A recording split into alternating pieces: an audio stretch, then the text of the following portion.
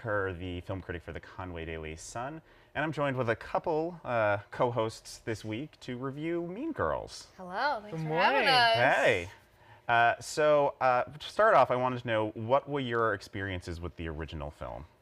So, 2004, I was 5. Yeah. So, needless to say, I was not a fan when it first came out. And I was watching an interview with the new cast of that, and they're all fairly around my age. They got asked the same question, and it's like, I don't really remember, because I wasn't going to see it in the movie theater. I don't remember that first time I saw Mean Girls. It just feels like it was always a part of my life, something that I always really enjoyed. Yeah. And I'm along for the ride. So, Had you ever seen the original? Yes. well, I'd seen it once before, and then again, very recently. I don't really have any connection with the original musical, but I did know it was in existence Yeah. because of Mackenzie. It's difficult not to if you're around her for long enough. Yeah. But yeah, the original one, it just didn't come out in my time, kind of like you were saying, you know? So I knew about it.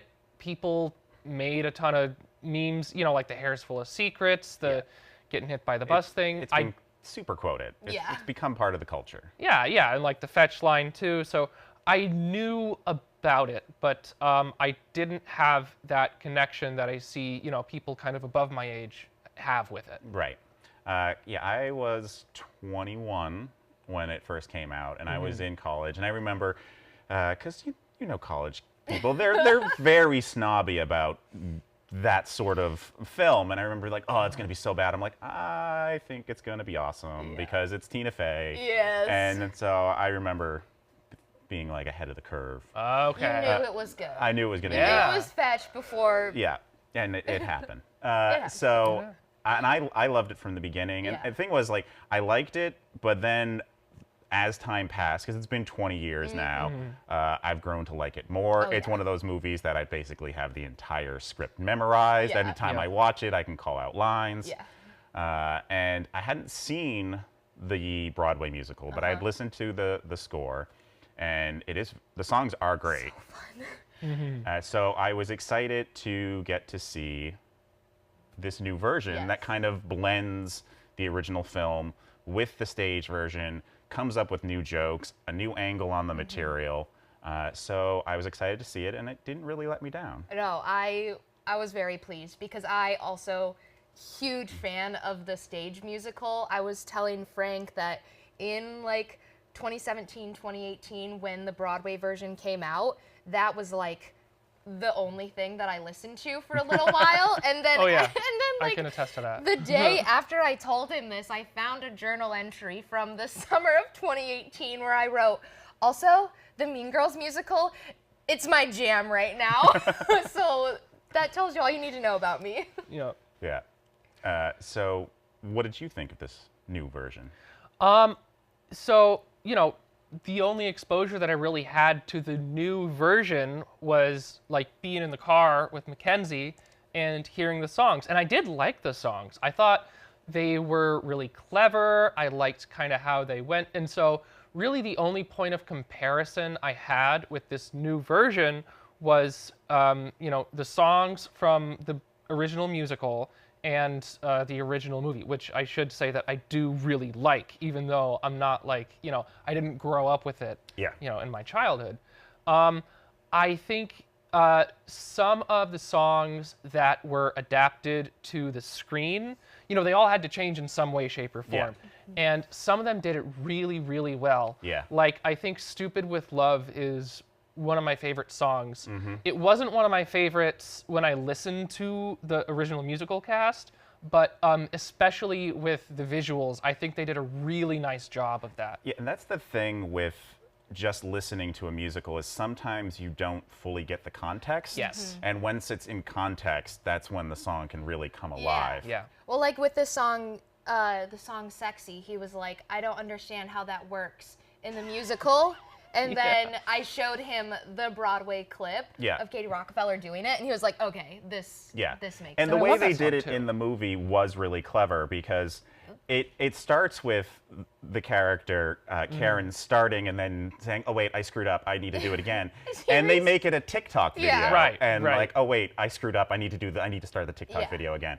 And that was really smart and really clever way of integrating that. And then it becomes a whole bunch of people all doing TikTok videos, and it like becomes like it was a TikTok trend, and it was a very clever way of making it a film. Because I also think that that's one of the questions that people had going into this is how was social media going to play a part? Yeah. Because it's been 20 years. TikTok, Instagram, all of that is a huge thing now, especially for that high school age, and it really affects the way that people share information. And so there, even besides that number, there were a lot of ways where social media got incorporated. The minute that the Burn Book gets released, they're taking photos Right. of it and spreading. And so I really liked that incorporation of social media as well. Yeah, and I thought that was really well handled. Because I've seen some people complain, like, oh, why does this movie need to exist? There's no reason for it to exist, except for the fact that it has been 20 years. Yeah. 20 years ago, social media was in its infancy. It Yeah. basically Right. didn't exist the way it does now. And so the fact that so much of it is about bullying on social media and how, oh, who's more popular, who's less popular on social media, and the fact that the Burn Book in the original was distributed through photocopies. Sure.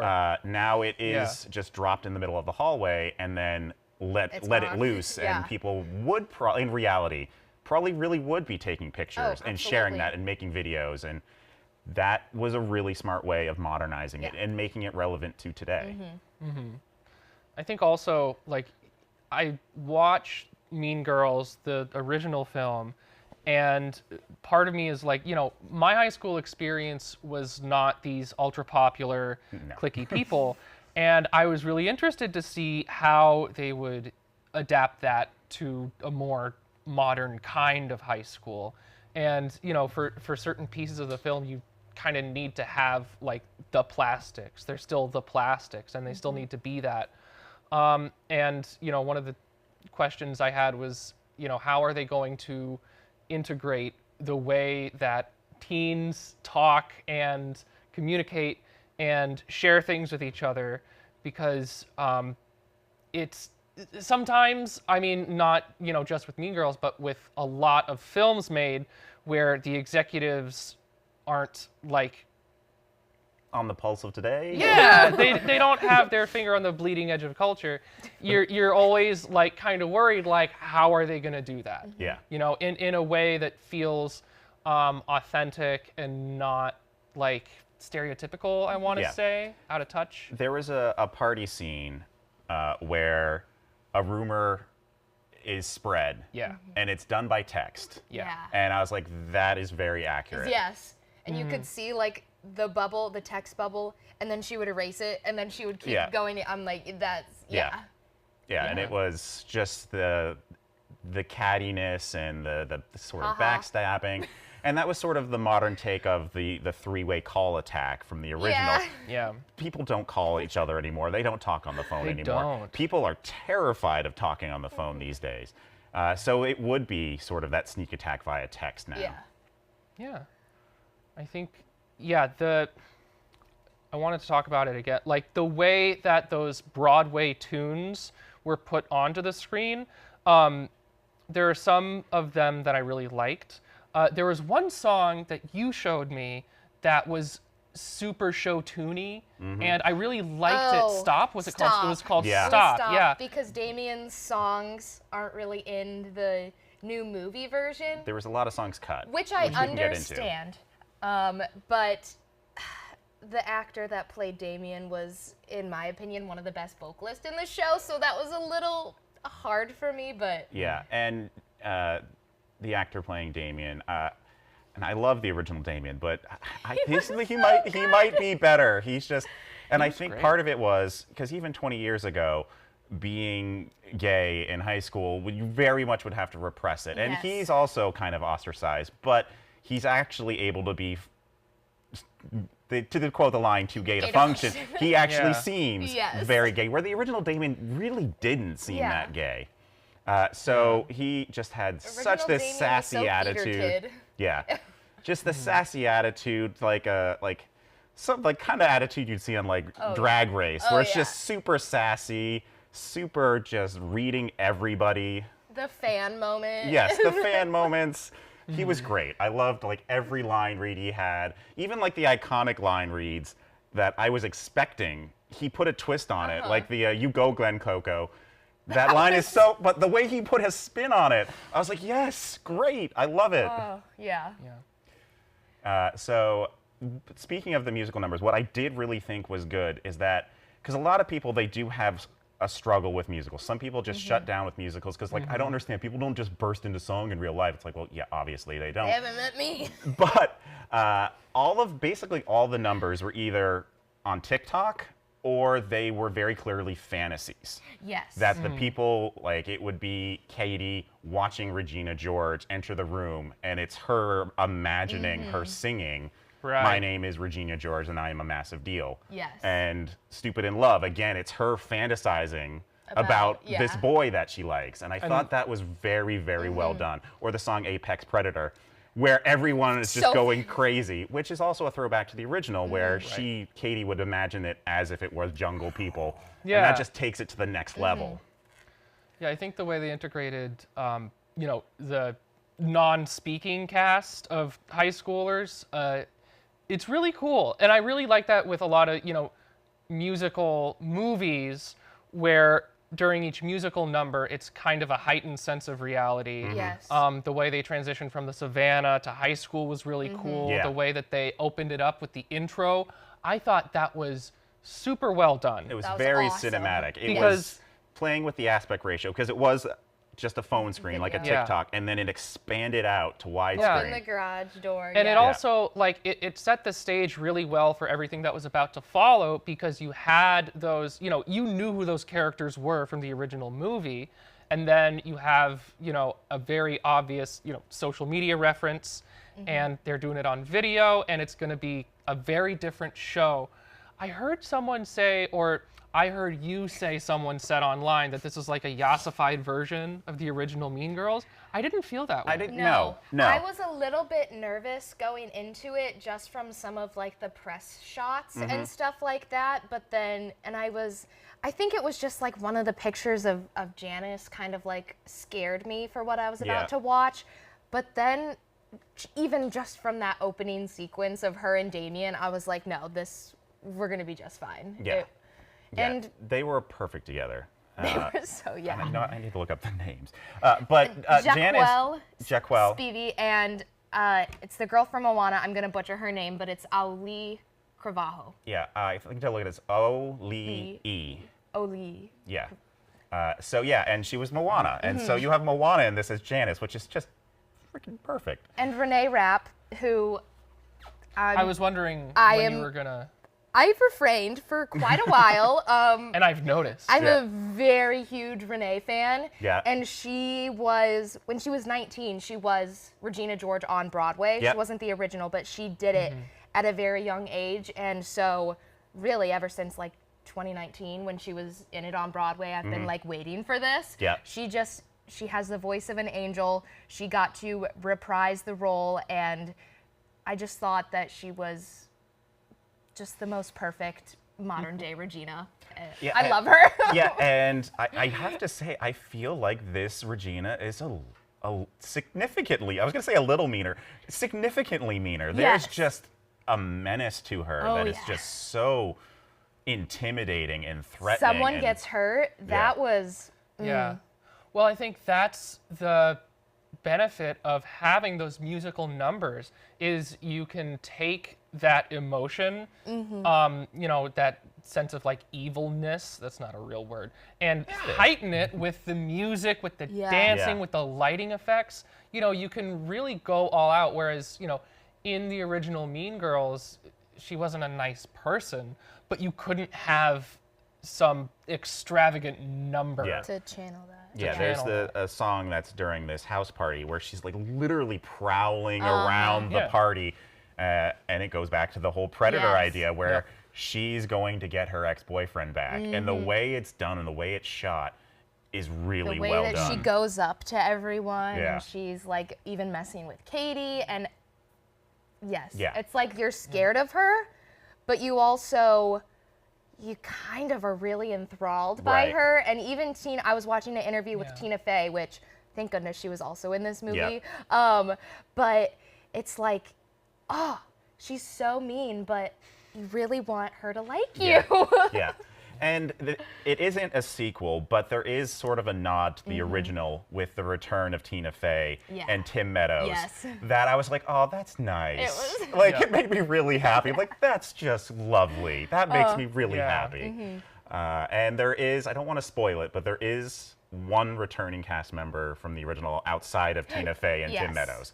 Don't want to spoil it because it is a big moment. It kind of already has been spoiled, but Well, yeah, there are a lot of nods, and Yeah. I feel like with something like this, there kind of has to be. yeah. You know, because there are a lot of iconic lines and iconic moments that, like, if you took it out, people would notice. Yeah. And, you know, if you leave it in, people are going to be like, well, it's not the same as what they did before. So it's always a very tricky line to walk in regards to things like that. Right. Like, do you want to lean super heavy on the nostalgia factor, or, you know, do you want to subvert people's expectations maybe? They do that a lot. Yeah. And there's also, aside from that iconic cast member, Ashley Park is also the French teacher, and she was the original Gretchen Wieners on Oh, Broadway. okay. All right, there you so go. the minute she came up, I start tapping Frank. I was Yep. like, I'll explain this to you in the car. Yeah. Nice, nice. Yeah, and to your point, like, they really do find the balance of you do have to have the fetch isn't happening, you go like Coco, those lines, but they do sub in some other jokes and put some spins on it that are pretty clever. Like Yeah. instead of one of the things they try to do to Regina to make her downfall and how it actually becomes a new popular trend. I don't want to spoil what it is, Yeah. but it's a new one, Yeah. and it's just as funny as the original. Yes. Yeah. And so it is really kind of fun in trying to keep it nostalgic, but also new and finding that balance. Yeah. So I really appreciated that. I also appreciated that there was an attempt to humanize some of these mean girls, especially Gretchen. Yeah. Gretchen has Yeah. a song that is really poignant. You can see that she is just this really kind of tortured lackey. She feels like she has to be with Regina. Right. And the way it's done, and that it's this, The she music sings box. along with the music box. I thought that was Right. really With clever. Regina's face in Yeah. the mirror. We were saying that we kind of both felt like that happened a little bit early, and it was a little bit on the nose. But I do like the song. I always would skip that song when I was listening to the Broadway soundtrack, but having B.B. Wood as Gretchen do that, it just really softened her Yeah. and brought out this side of Gretchen that I think we did need to see, Yeah. because she is, at the core, I think she is a very sweet and soft Right, and there's a individual. line later that, you know, oh, Gretchen is soft, and then if you didn't have that didn't have that song, it would be like, well, what are you saying? Like, Yeah. yeah. Right. And there is a little humanizing of Regina, not a ton, but you do, like, people don't see me as a human, and so Yeah. there is that, which I don't ever really feel like Regina really ever got humanized Yeah. in the original. There was a deleted scene from the original Mean Girls that actually got put back into this one, which Oh. was the scene in the bathroom. There's a That scene was so between Regina and Katie in the That was bathroom where really they kind good. of apologize to each other. And that was a scene that was originally shot for the first movie. Okay. But they cut it, and now this is the beauty of getting to do a movie 20 years later. You get Yeah. Tina Fey can be like, oh, well, you know, people kept telling me I made a mistake cutting that scene. Now I get a chance to put it back in. That is cool. I did not know that. Yeah. Now you know. Come hang Yeah. out with Alec and you'll learn new things. Yeah, there you go. I think Angourie Rice was a good Katie. Mm-hmm. And again, I think I just keep getting caught up on the vocals. Yeah. And I don't think that she was the strongest vocalist in this show. It also, like, they also, not only did they adapt the songs for a film, I think that they they made it less show tunesy, which that's just Right. like my theatrical brain going, quit dropping the lines, the notes that you're singing at the end of a sentence or at the end of a word, like hold it out. But they're Right. not going to do that in a movie. No, so and that's the adapting stage Yeah. for film, and Yeah. you do have to make different choices. grain of salt. Yeah, and really the standout song, and it's the standout song I always thought just listening to it was "I'd Rather Be Me," Oh yeah. and she just kills it. That song. It's Yes. Janice, and the way they also use it to sort of subvert something you know is going to happen. Yeah. And it got a shock and laugh out of me, even though I knew it was Knew. going to happen, Yeah. because your attention is put on Janice, and so you kind of forget. You know it's going to happen. Don't want to spoil But- it, but when it does happen, it's like, oh, Oh yeah. Oh yeah. there it is. There it is. Yeah. I love that song. That's always been one of my favorites. I thought I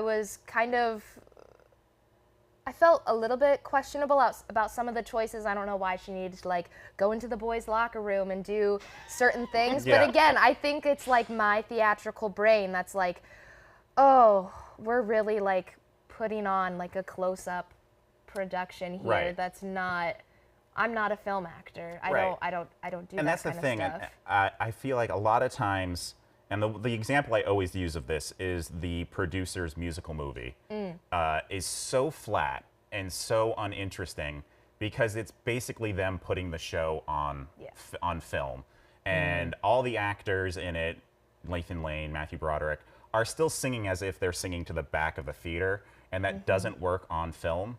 This did a really good job of making it feel cinematic and Oh, yeah. making it feel like a film experience rather than, oh, here's the stage version just filmed, No. which is Yeah. fine. There's plenty of shows that are just the stage version filmed, but if you're doing a movie, you have to find a way to make it a movie. Like the reveal of Regina George, that Yes. was I really liked that. And it felt very cinematic, Yes. and just the atmosphere, the fact that, as I said earlier, it kind of becomes a fantasy sequence. Everyone freezes except for this singer.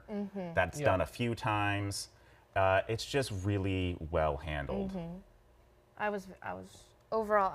had so much fun watching this movie. Now, there were, I think, like 4 songs cut, and I understand part of that was trying to keep the movie under 2 hours. Yes. It Roars was replaced by What Ifs, and I kind of liked it better, especially for a movie. And then they also, like, there was the really clever weaving into of the line, "My limit does not exist." I really liked that, and that was like, and knowing the original movie and knowing the limit does not exist like that, I was like, oh, you're right. My limit doesn't exist either, girl. Let me go. Like that made me like want to root for Were Katie there from any- the beginning. Were there any songs that you felt them missing?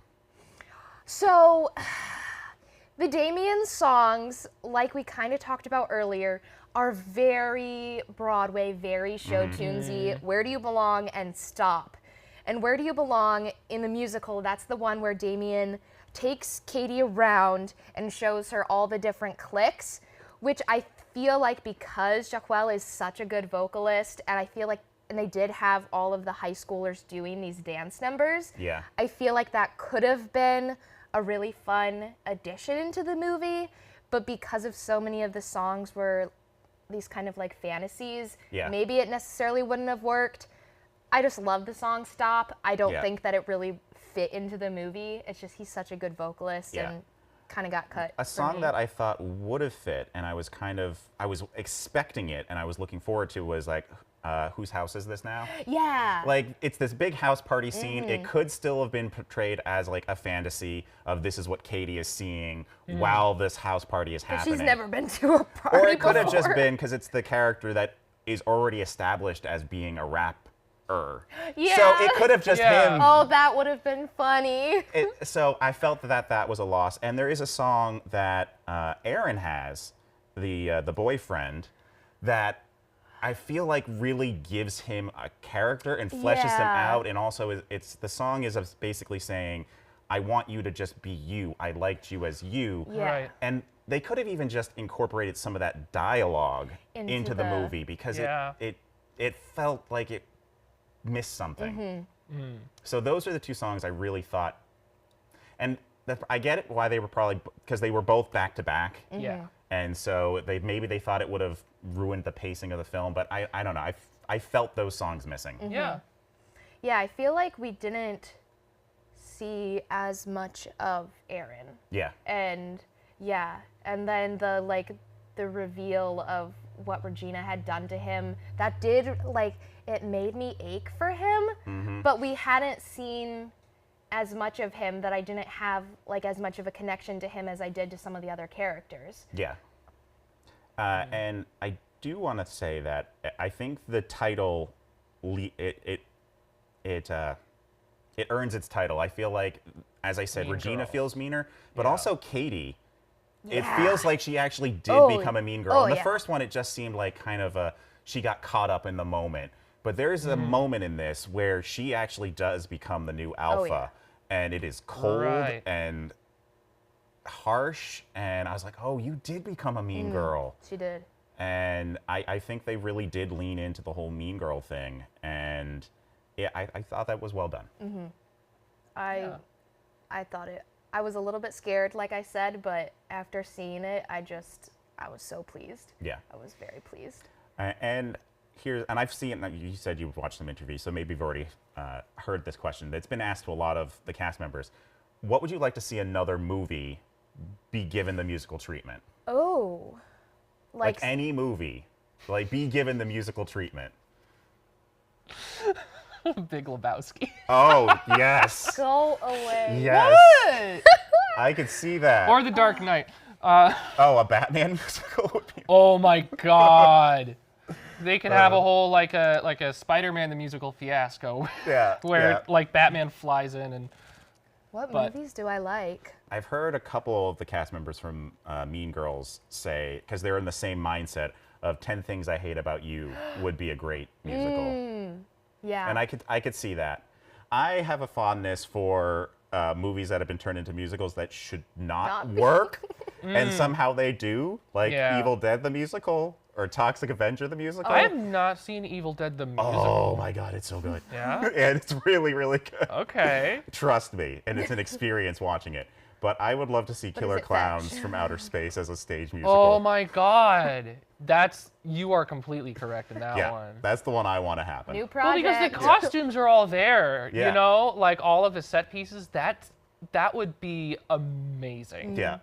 I'd Yeah. love that. And I love the theme song, so you can just jump Yeah, off from yeah, that yeah. point. That sets the tone for everything. So that's where my mind's at. I like it. I dig it. Yeah. I feel like a lot of the movies I like are kind of like darker themes. I don't know, like when I think of some of my favorite movies, I think of like Jojo Rabbit. I don't want to see that. I don't need to. I could. Love Jojo I don't need to. Yeah. Rabbit. It would be a very like the thing with Jojo Rabbit But is like the way that tone of it Hitler is is so- portrayed yeah. in it, maybe it could work, but The tone of that is so specific though. it's so Like I would hate to see that like become a stage version and then like some community theater try doing Oh, it and get no. the tone of it completely wrong. Yeah. And then I'm like wondering, like, would Wes Anderson films work as musicals? I don't know. I think That's so interesting much because of one that of the is one of the cast members, I forget which one, they said Moonrise Kingdom should be a musical.